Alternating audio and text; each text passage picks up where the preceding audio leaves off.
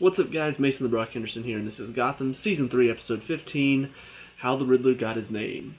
So, very good start back to the season. Honestly, it's been way too long, in my opinion. Some of these other shows tend to take quite a bit of a break as well, but most of them are fairly decent breaks. Like it's almost like they go the first half of the season, they go through the winter break, they have like the first half of the second half of the season, they take about a month break and then they go second half. For Gotham, it was like they had the first half of the season, they took a little break, few episodes, big break, and now we're back into the last half of it. But this is the new section, I guess, of the third season. So the first half or first part of the third season was Mad City. Now it looks like it's going to be an entirely new part of it called Heroes Rise. So I don't know what that entails, but it looks pretty good. So what does this episode hold? Two parts, in my opinion. There are the Riddler parts, and then there are the Bruce parts. And the Court of Owls is involved as well, but that one's kind of underplayed in this episode, but I think it's probably going to become a bigger deal as we continue on. But first, let's talk about the Bruce part of it, because that is kind of overlooked in this episode, I think. It definitely was setting up for Bruce getting replaced by the clone. He's out looking for Selina, and he finds her. She says, "I didn't send the note," and so at that point you kind of figure, okay, so clone probably sent the note, so he injects him with the syringe, knocks him out, and then goes to take his place as Bruce Wayne. So I don't really know what's going to happen next. I don't really know where exactly this is going, but right now, as it stands, Bruce is locked in some cage in the mountains.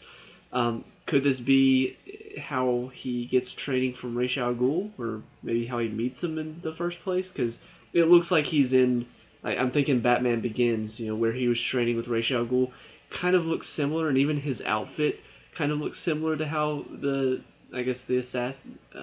assassins looked.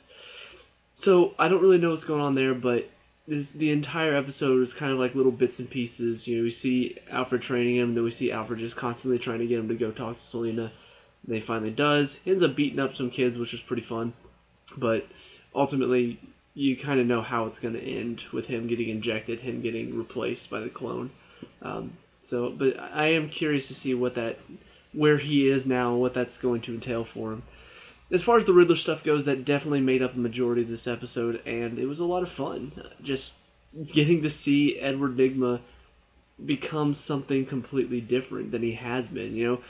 Obviously, I've loved Corey Michael Smith's performance as Edward Nygma before. He's kind of awkward, but also kind of just arrogant at the same time, which is kind of Riddler's character to begin with. But it's been kind of interesting to see the transition from seeing him in the first season just be, the medical doctor for the police, and slowly start to change, start to become maybe a little bit more insane. He meets a girl, but then he ends up killing her, and it's like, okay, so now he's completely crazy. But then he ends up in Arkham, and so he's like, oh, okay, so now he's normal again. But then he meets Oswald, and they kind of work together, and then everything happens with Isabella.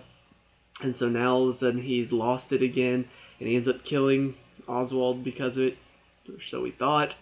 Talk about that in a second. But now it's like I was really worried that they were going to go this whole, Oswald's trying to get him to admit that he really did have feelings for him or something like that. And I talked about this before, how it kind of felt just out of place, this whole romance that they were trying to build, that Oswald loved Nygma or something like that, and that was why he was going to turn evil.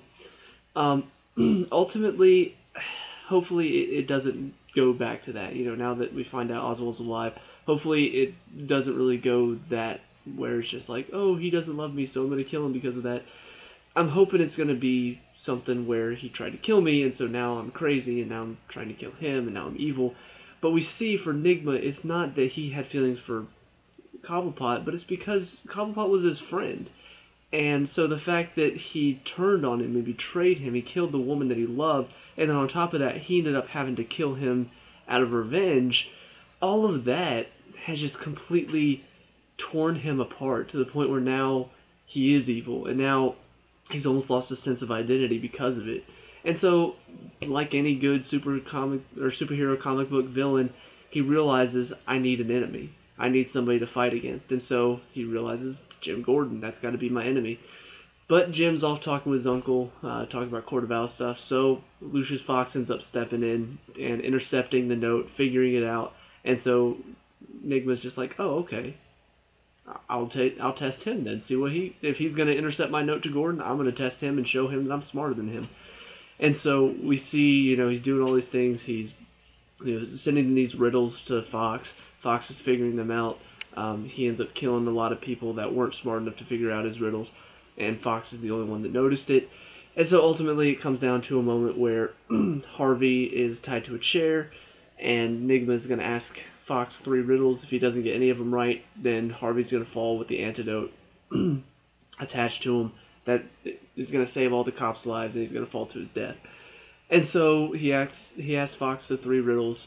Fox gets the first 2 right, but because Nigma is in such a place of distress, instead of love, he's replaced that with loneliness. And instead of, one of the riddles asks about, I can be a part of a group, but I can never blend in. What am I?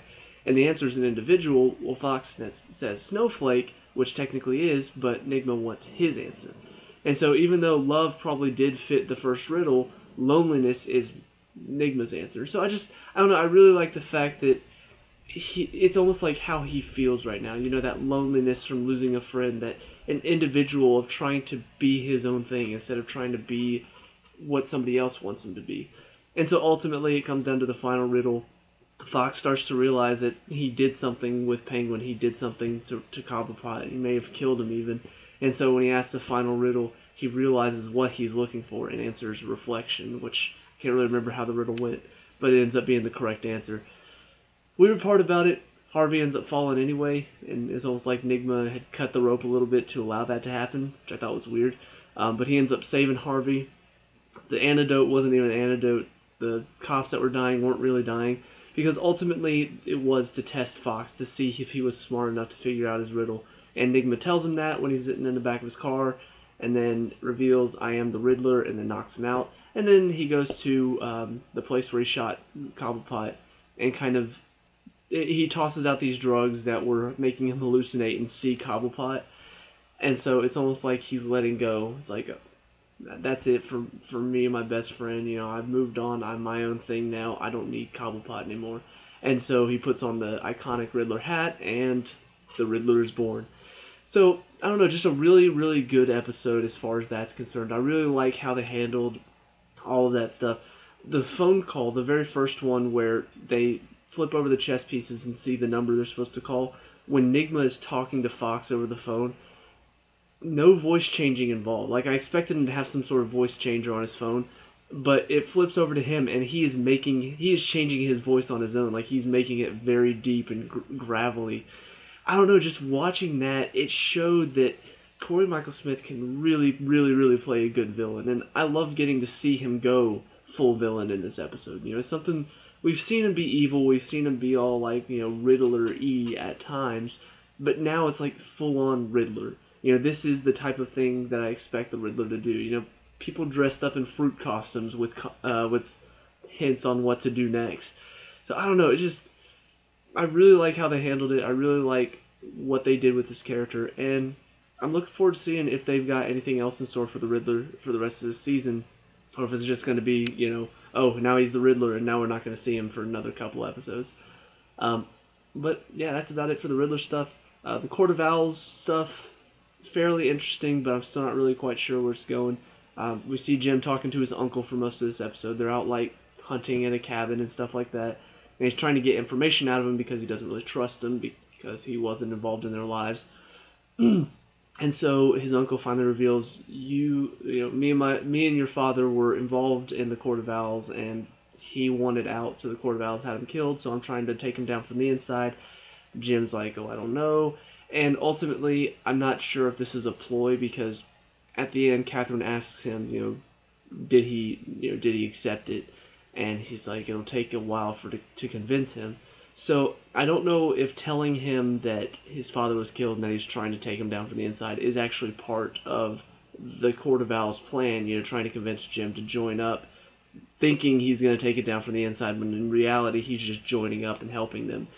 Or if this actually is the uncle wants to take them down, and he sees Jim as his only option to do so. I don't know what's going to happen. I don't know if he's going to believe him, or if he's just going to say, no, screw that, I'm just going to take you guys down on my own. But I figure at some point, he'll end up finding out about fake Bruce. I feel like there will be some point, even though they've coached this fake Bruce to answer everything exactly how Bruce would. He knows all of Bruce's information. He knows exactly all of that stuff. I feel like at some point there's going to be a moment where Jim or Alfred will. There'll be a moment where there's something that only Bruce would know, and it's just like, wait a minute, how do you not know about this? So I feel like at some point I think Jim will probably be the one to realize it, just because I think the Court of Owls have sort of, I guess, watched Alfred from a distance and figured out everything about him to the point where they know how to fool Alfred. But I feel like Jim is kind of a factor that they haven't accounted for, to where I think at some point he'll be the one to figure it out. But as far as their plan, I'm not really sure what they plan to do. I'm not sure what they're going to do with Bruce, what they're going to do with Jim or Alfred or any of this stuff. But clearly they're becoming, I think, the main villains for this last half of the season. I assume. It may be where they're still in the background until next season, but for now, they are a very interesting group and a lot of mystery involved there, so I really enjoyed that. The final thing to talk about is, of course, Penguin at the end, still being alive. On top of that, Pepper apparently found him, pulled him out of the river. Don't know how, don't know. I mean, whenever he got pushed in, he sunk like a rock, so maybe he just floated to the surface, and even if he did, how was he still alive? He got shot in the gut, it looked like, so I don't know. I mean, I understand, don't get me wrong, I think he's a great actor. I really do like the Penguin's character, but this was a chance for you to really take a chance. Take a chance and kill off one of these characters that isn't supposed to be killed off. But they didn't do it. They just said, you know what, scratch that, he's back. We're not even going to explain how he's back, just accept that nobody can die in this universe. I don't know, it just takes a lot of weight out of death. Anytime I see somebody die, I'm just going to be like, okay, how are they coming back? If it's a character that, I know is still alive later on. Because clearly they're not going to take a chance. They're not going to say, oh no, Penguin's dead, or oh no, Alfred is dead, or oh no, Lucius is dead. They're not going to do that. They're just going to be like, okay, you live because you live in the comics, you live because you live in the comics, and that's it. And I find that really disappointing, because it takes away a lot of intensity whenever there's going to be a moment that a character who's alive later in the comics is in danger. It's going to take away any sort of emotional, like, holy crap, what's going to happen? Because I know they're going to be fine. So, I don't know. I'm just really disappointed with that. I'm disappointed with the fact that they just decided to completely nix that idea and bring him back. Not even let him be dead for a couple episodes. They just immediately bring him back. It's disappointing, but at the same time, not completely unexpected. So, that's about it for this episode. Going forward, I don't really know what to expect, but I'm looking forward to it, because there is a lot of good story to tell, I think, in this. So I'm looking forward to see what they've got. Hope you guys are too. Let me know what you guys think down in the comment section below. What did you like and dislike about this episode? Let me know what we can talk about and discuss, all that good stuff. Leave a like and subscribe for future Gotham reviews, and I'll see you at the next one. Peace out.